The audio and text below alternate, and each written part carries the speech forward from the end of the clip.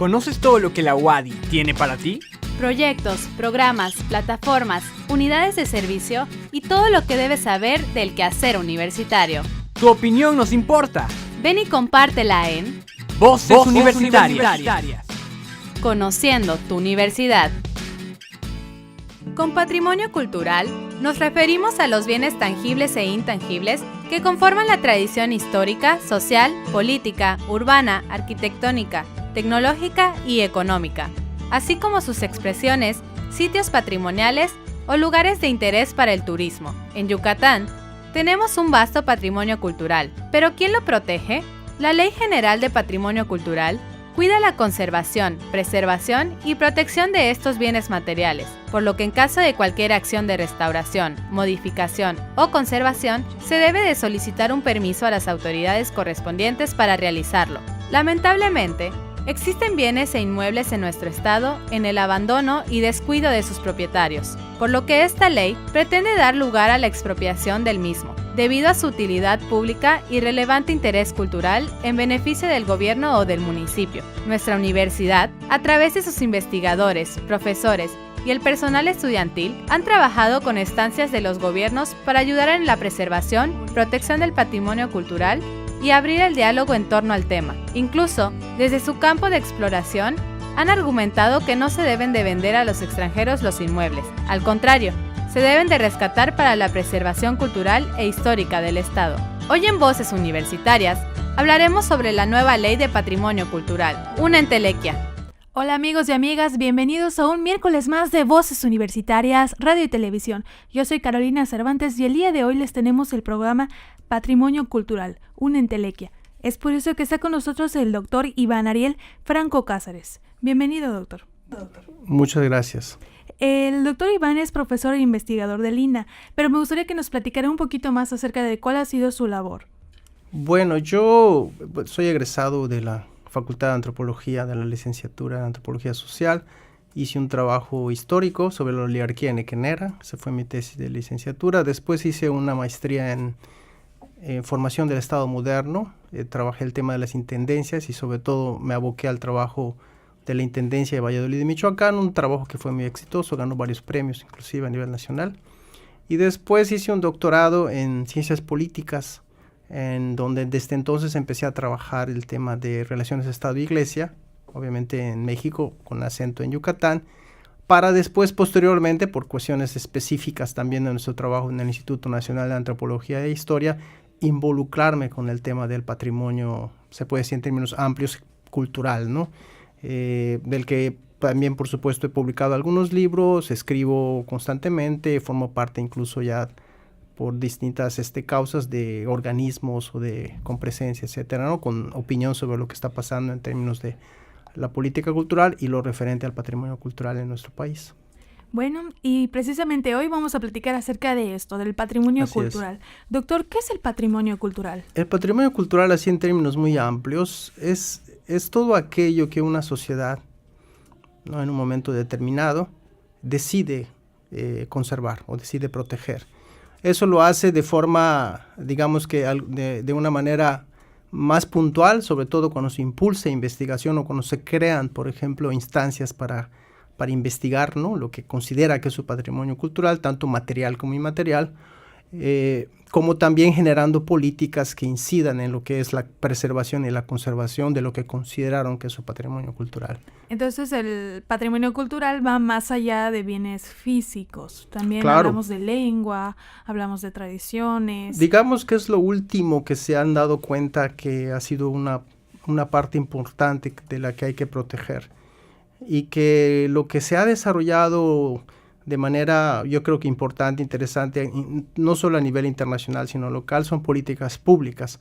Pero lo que sí se empieza a debatir recientemente es que para esta protección, que en algún momento dado, por ejemplo, algunos estados lo hacen, sin que haya habido una influencia de por medio de las acciones conscientes que se han tomado para esto, más bien como políticas de Estado, ¿no? Que si quieres después podemos aterrizar en qué se puede entender claro. por esto, sí. Y bueno, a nivel internacional, ¿qué norma protege el patrimonio cultural? Son muchas normas, es un acumulado histórico que empieza propiamente a fines del siglo XIX con los convenios de La Haya, sobre todo de protección en un momento dado en circunstancias de guerra, ¿no? Porque los estados, sobre todo los europeos, se empiezan a dar cuenta que las guerras causaban, por supuesto, mucho daño a edificios, centros históricos, pero también a personas. Las personas somos, digamos, los que vivimos, los que estamos impregnados de cultura, y que una persona que se muere se está yendo una lengua, se está yendo costumbres con ellos, ¿no? Entonces empiezan a tomar estas decisiones. En realidad, cuando por primera vez se concreta, se puede decir, una norma que empieza a generar, desde luego, un impacto a nivel mundial, es en el 1954 con la Convención para la Protección de los Bienes Culturales en conflicto armado. No quiere decir que no hubiesen antecedentes, porque ya hubo muchas aportaciones, por ejemplo, de arquitectos e historiadores cuando hacen las cartas de Atenas, ¿no? En 1931 y 33, que incide precisamente empiezan a poner el acento en cómo la modernidad, cómo el desarrollo, fundamentalmente el desarrollo capitalista, estaba generando ya muchísima contaminación a nivel visual, auditivo, etcétera, de los propios centros históricos, ¿no? Pues esta era la modernidad, era la tecnología que se aplicaba, por ejemplo, para dotar de corriente eléctrica a estados o a ciudades, y por lo tanto esto empezó a generar esta aglomeración, incluido, por ejemplo, la modernidad vinculada a los automotores, que también empezaron a generar ya contaminación, pues, fuerte, y que estos, ¿cómo se llama?, arquitectos y especialistas ya estaban detectando y pusieron el dedo en la llaga, señalaron desde entonces. Y a nivel federal.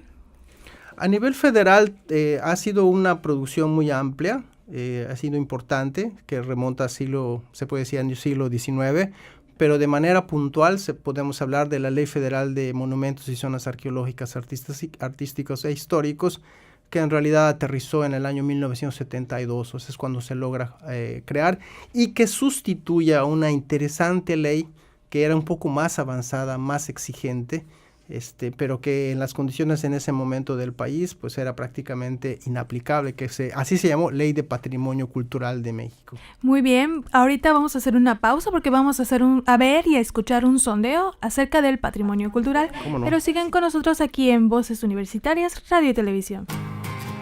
Entérate en Voces Universitarias.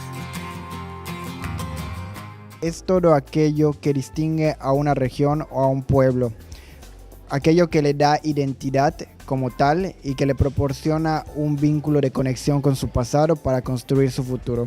Cualquier huella cultural, histórica, en ese sentido podría ser cualquier material histórico, cualquier arquitectura, que hayan sido huellas importantes y representativas de la cultura de algún país. Son todas las cosas acerca de nuestras tradiciones, nuestras costumbres que se han ido preservando por el tiempo que ha pasado.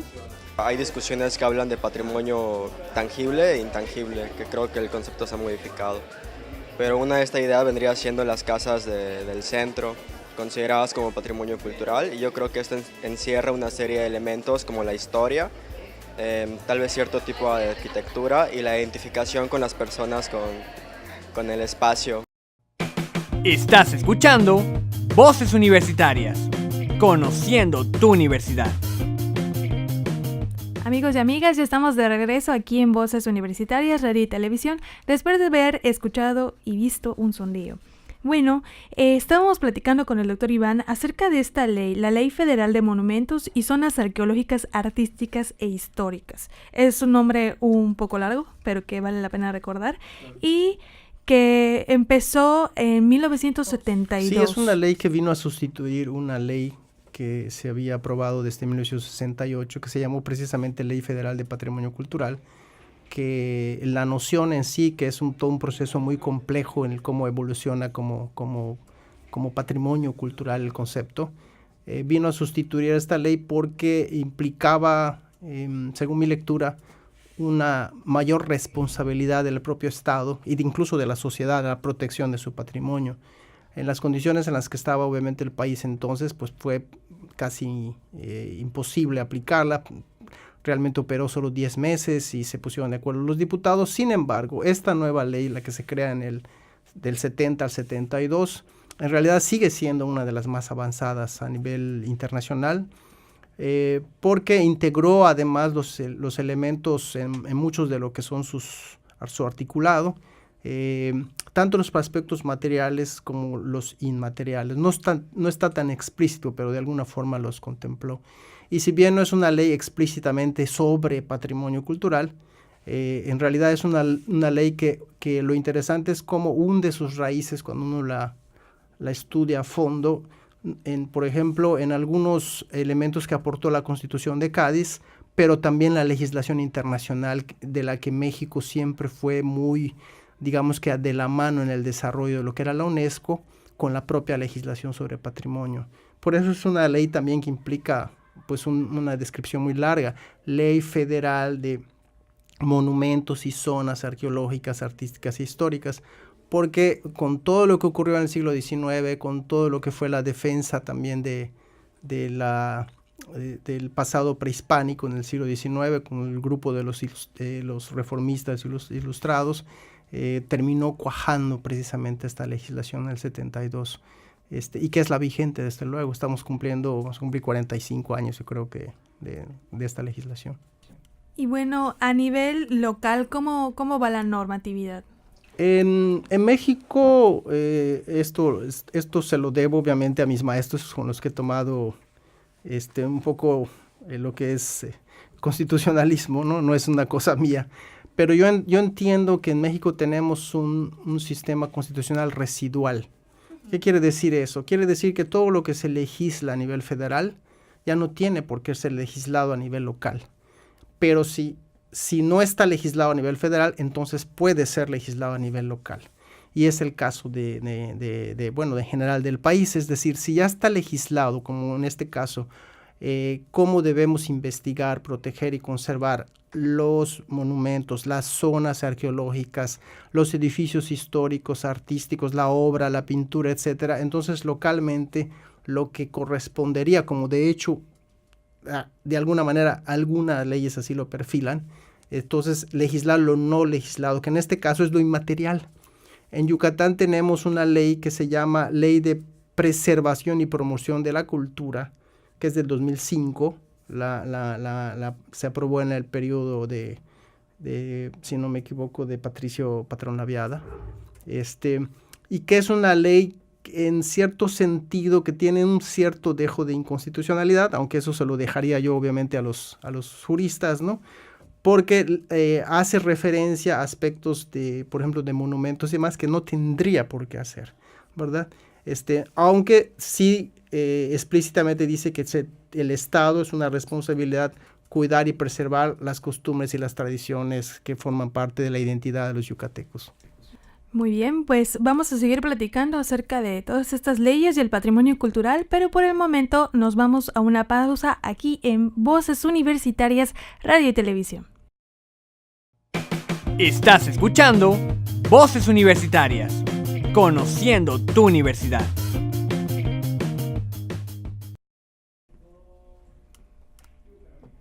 Ya estamos de regreso aquí en Voces Universitarias, Radio y Televisión, platicando acerca del patrimonio cultural con el doctor Iván Ariel Franco Cáceres, y estábamos platicando acerca de todos estos aspectos de la normatividad para proteger, cuidar el patrimonio cultural.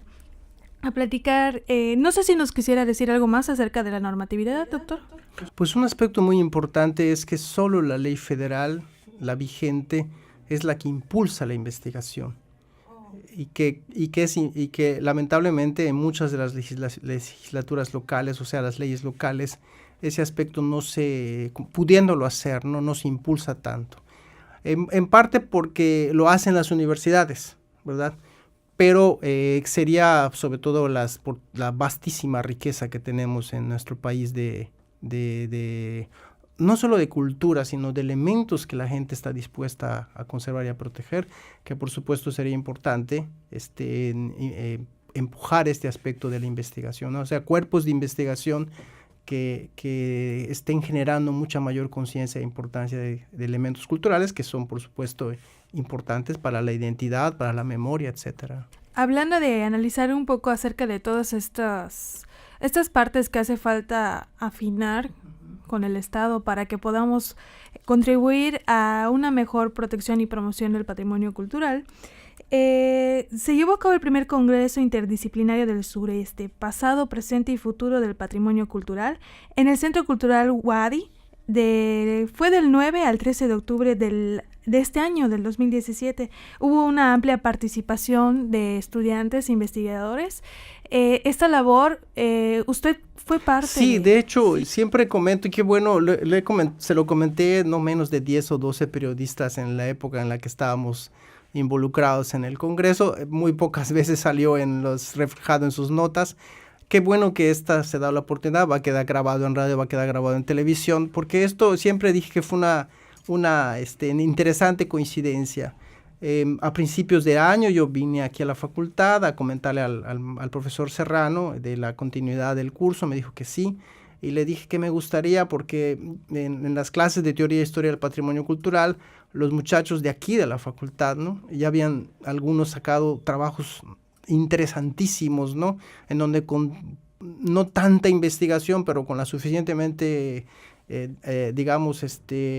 datos y elementos, hicieron trabajos muy interesantes. Y entonces tenía la idea de convocar, de ver si podíamos hacer una especie de coloquio, foro pequeño de 20 ponencias, 30 ponencias, no muchas, ¿no?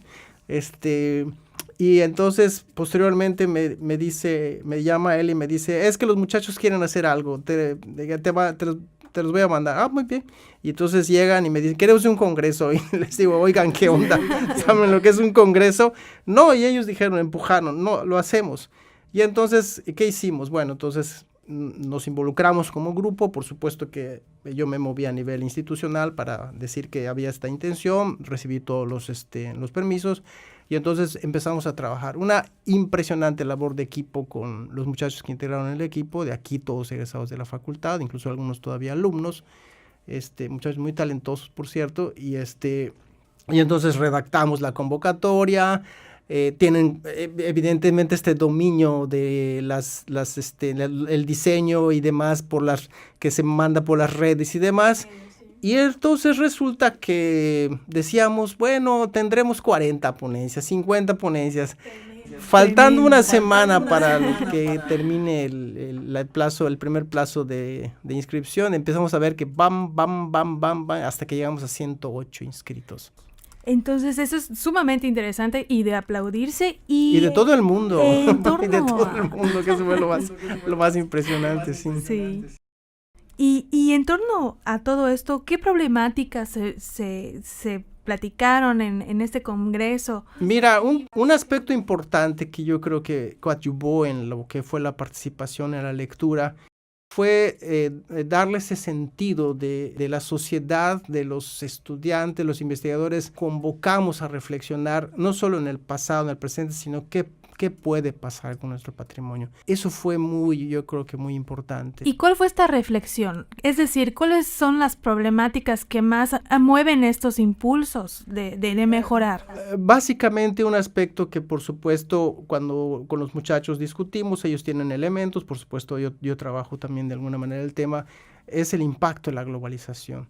Es decir, la globalización está causando muchos cambios a nivel de ideas, costumbres, etcétera, y también está generando, digamos, un sesgo en el uso y el usufructo de muchos bienes culturales, por ejemplo, el paisaje, ¿no? Que tenemos ya grandes zonas del país en donde lo que se puede decir que eran paisajes auténticamente prehispánicos, pues ya son paisajes turísticos, por decir un ejemplo. Y esa preocupación quedó plasmada en la convocatoria y por supuesto que hubo un amplio número de gente que en ese sentido dijo, pues yo quiero participar con mi visión de esto. Lo mismo pasa con la comida, por ejemplo, ¿no? Que tuvimos muchísima gente, ¿no? Es decir, plantear, bueno, cómo hemos cambiado en nuestras costumbres alimenticias, cómo el hecho incluso de dejar ciertas tradiciones alimentarias o culinarias propiamente prehispánicas o yucatecas. Si bien es cierto que nuestra comida tiene implicaciones muy serias en el sobrepeso y en otro tipo de problemas,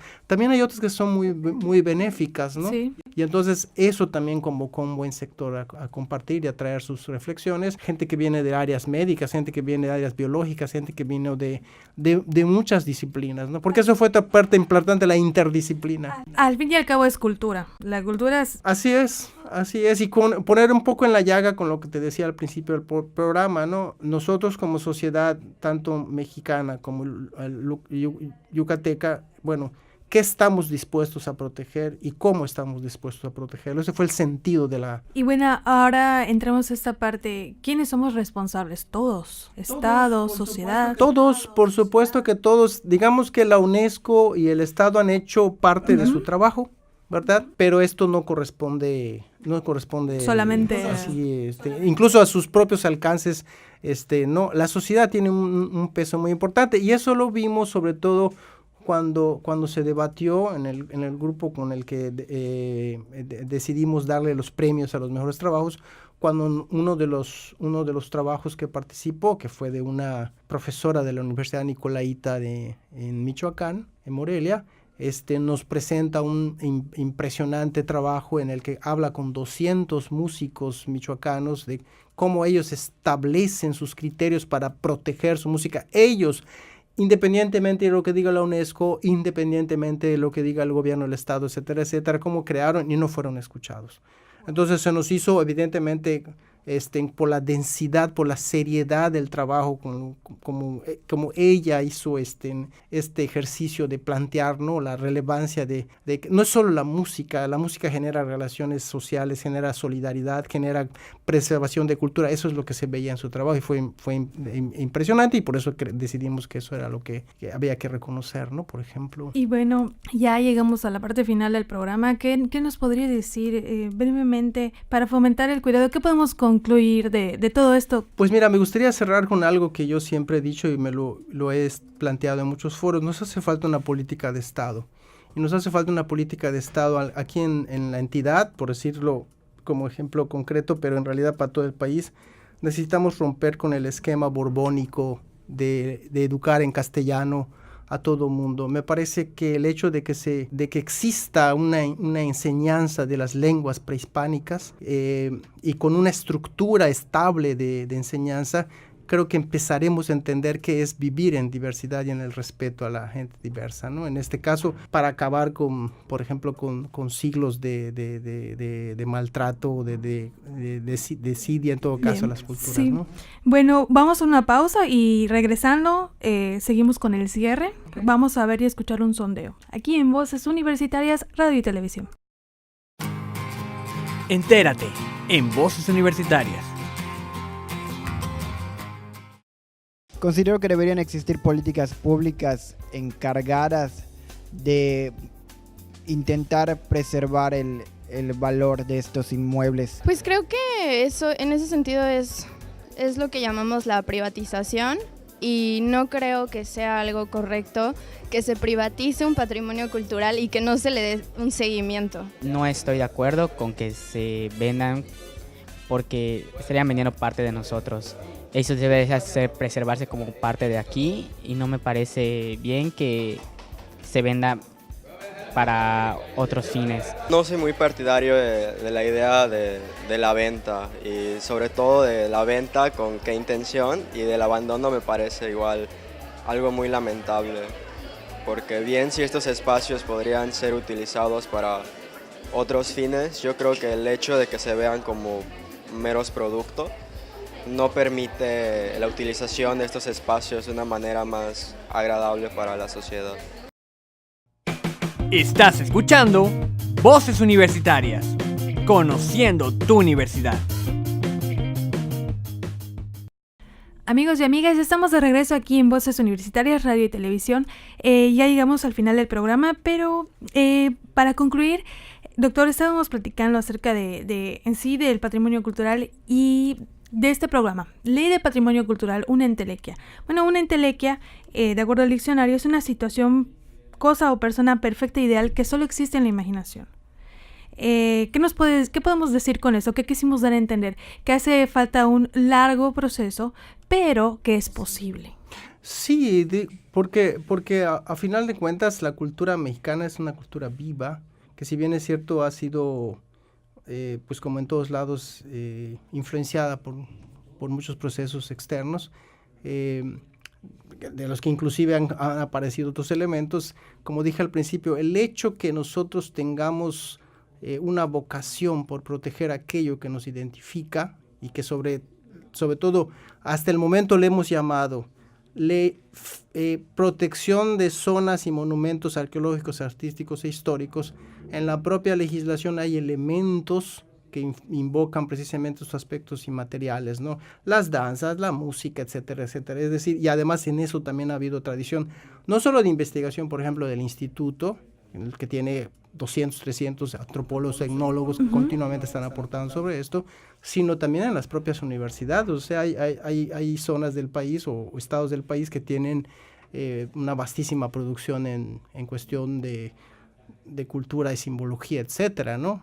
Jalapa, la Universidad Autónoma, etcétera. Entonces, yo diría más un reto en términos de aterrizar lo que tenemos en la legislación y en instituciones, para darnos cuenta de que aún nos falta, por supuesto, proteger mejor nuestro patrimonio. Así es. Entonces, una entelequia, diríamos más bien que falta y tenemos que meterle las pilas. Así es. Y bueno, doctor, le agradezco mucho su presencia aquí en Voces Universitarias, gracias. Radio y Televisión. Ha sido un gusto. Vamos a seguir con el ojo en el tema. Y bueno, amigos y amigas, ya llegamos al final del programa y también de la tercera temporada de Voces Universitarias. Hoy es el último programa de esta temporada y me queda agradecerle a toda la audiencia, a todo el equipo que ha estado trabajando con nosotros en cabina, en televisión, en redes sociales y por supuesto a todos los invitados que nos han dado este contenido tan rico para llevarle a todos y cada uno de ustedes que nos ven y nos escuchan desde sus casas, desde sus centros de trabajo, a través de redes sociales, y nos pueden buscar, nos pueden seguir viendo en el canal de Wadi TV en YouTube, nos pueden ver a través de Facebook como /Voces Universitarias Radio y Televisión, nos pueden escuchar los miércoles en punto de las 8:30 de la noche a través del 103.9 FM, 11:20 AM y 95.3 FM de su radio en Tizimín. La verdad, ha sido todo un gusto estar con ustedes a través de esta tercera temporada. Yo soy Carolina Cervantes Herrera y es un gusto a la Universidad Autónoma de Yucatán por este espacio. La Facultad de Ciencias Antropológicas de la Universidad Autónoma de Yucatán y Radio Universidad presentaron Voces Universitarias. Conociendo tu universidad. Coordinación General, Dr. Felipe Cobo Jiménez. Producción y Dirección, Licenciada en Ciencias de la Comunicación, Gloria Imelda Pérez Godínez. Voz en off, Ami Alvarado. Postproducción, Daniela Burgos y Gregory Ordaz. Asistente de producción, Carlos Uc. Agradecimientos especiales al staff de la materia Práctica Televisiva por el maestro José Enrique Pod Ortega.